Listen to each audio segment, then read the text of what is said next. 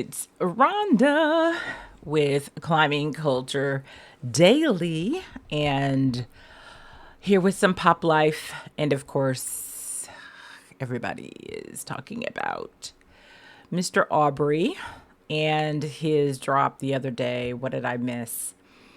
And I have to say it again. I realize I'm a bigger hater than I even thought I was. I think I have like 6 TikToks talking about Drake.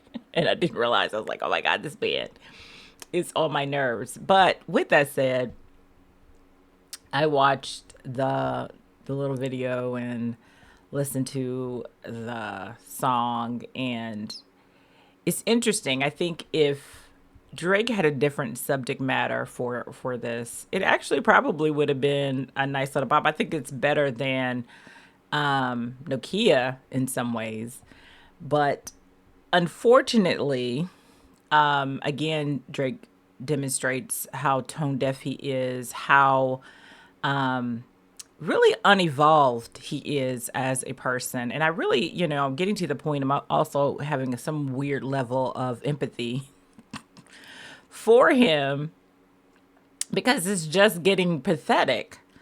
And to listen to him really wonder where his friends went to. And that tells me a lot about how Drake was raised and how he cultivated and saw relationships and friendships, because he saw his coworkers as his friends and not understanding that most of these people were just simply colleagues. They were just people that he worked with.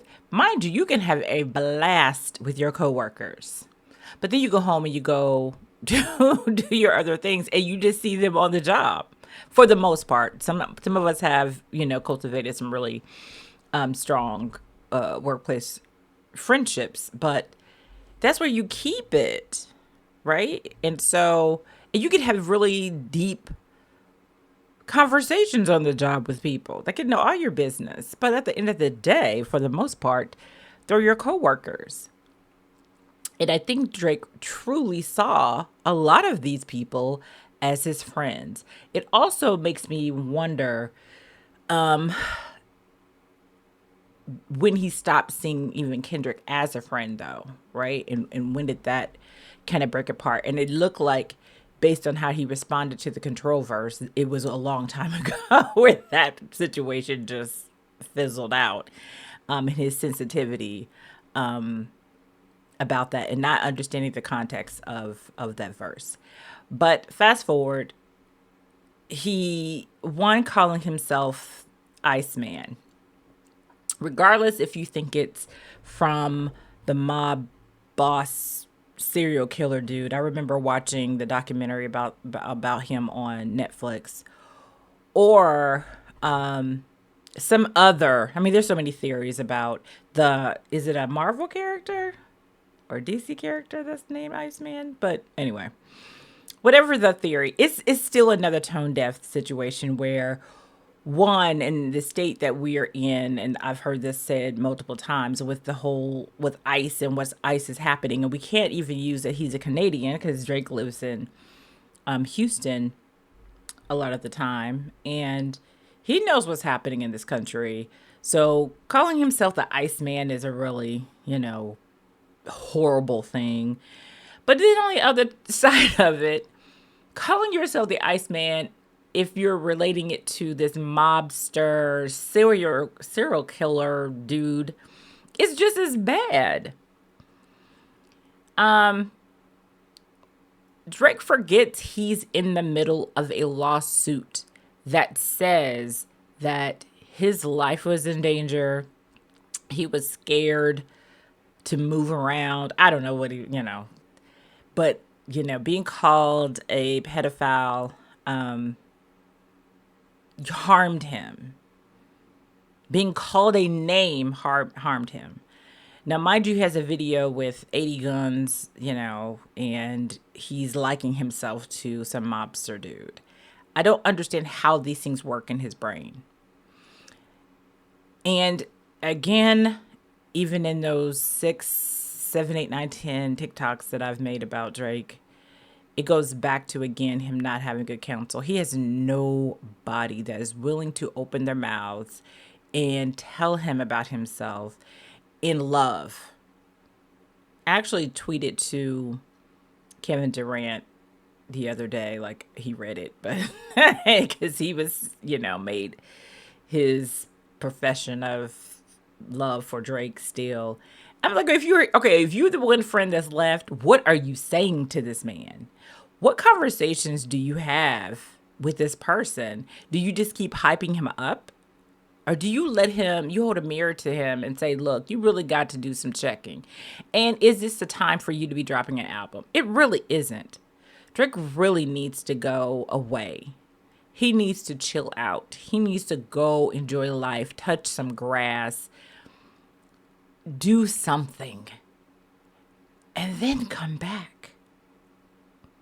Live some life. Here's a man who built $100 million mansion to live by himself. I mean, to me, that says a lot. I saw a clip on YouTube, and it was going through his house, and I was like, he built that big old house just for himself. Like his mama don't live there, nobody else lives there. So his whole thing is about public image and what people would see him, and he has to be number one. That's why he keeps dropping music. And this is why I say he's not a Michael Jackson. He's not one of the biggest artists, because those, as much as Michael desired to be the biggest, I mean, that was one of his little affirmations, he put the time and the work in to creating quality music. It wasn't the chase for the charts per se wasn't going to take away from the quality of music. He wasn't just going to push out music. I don't even think Michael's close to really being tired of everything, but even if it was a streaming situation, I really don't think he would like streaming in this fashion that, like today I was on X, and, all the little chart accounts, Drake streamed, I don't know, 11 million, whatever, over the weekend for the song. And it's like, who cares? They're not sales. If I want to listen to the song, I'm going to go listen to it. But that don't mean I liked it. That doesn't mean I support Drake. It doesn't mean any of that. It just doesn't mean the same thing. But Drake, I'm sure, is looking at that and taking notes, right? He is. I just heard somebody say he's about to go on tour, but he didn't even finish the Australian tour. What are you doing? Man, what are you doing? What are you doing? And you hate to see somebody go out like this. And I mentioned something about fandoms and all that stuff. And like I said, we've lived through all the big fandoms: the Madonna fandom, the Michael fandom, the Prince fandoms, the Beyonce. We know how big and kooky and crazy fandoms, but I don't think I've ever seen anything like this per se. You have to be able to critique these folks. Like these, you don't have to ride or die. You just don't have to ride or die. It's all about music and the art. You don't know these people. They're flawed. They're going to go up and down. Some of their art is not going to be good. It's just not.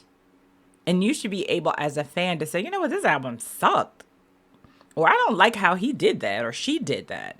Or I don't like that performance or whatever. You should be able to still critique your favorite and still love what they do. And unfortunately, Drake fans are really weird.